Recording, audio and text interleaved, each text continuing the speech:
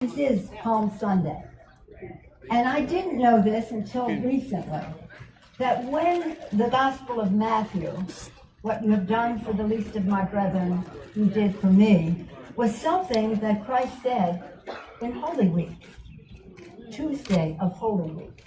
So as we go into Holy Week, if we are people of faith or if we're people of morals, of morality, let us understand what that challenge is on this Palm Sunday to do the Lord's work.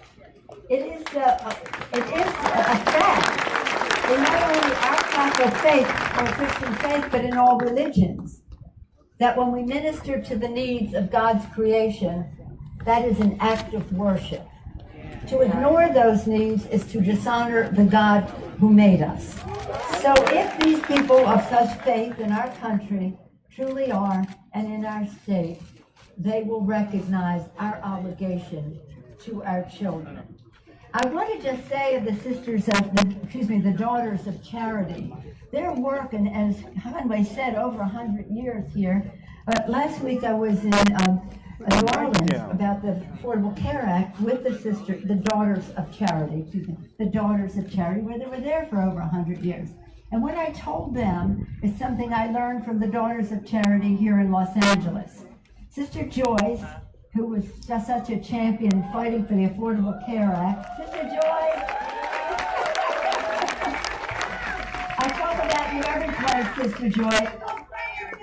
So what Sister Joyce had taught me, and what I tell people all over the world, she taught me that there was a Presbyterian African bishop. And he went into a hospital there in Africa, and he pinned this statement on the wall. I hope I get it right, Sister Joyce. She'll let me think I did. Presbyterian African minister posted this on the wall. When, hopefully one day, and happily, I leave this earth and go to meet my master, when I come before the Creator, he will say to me, "Show me your wounds." And if I say, "Lord, I have no wounds," he will say, "Was nothing worth fighting for." Was nothing worth fighting for. Well, these fights are fights worth fighting for.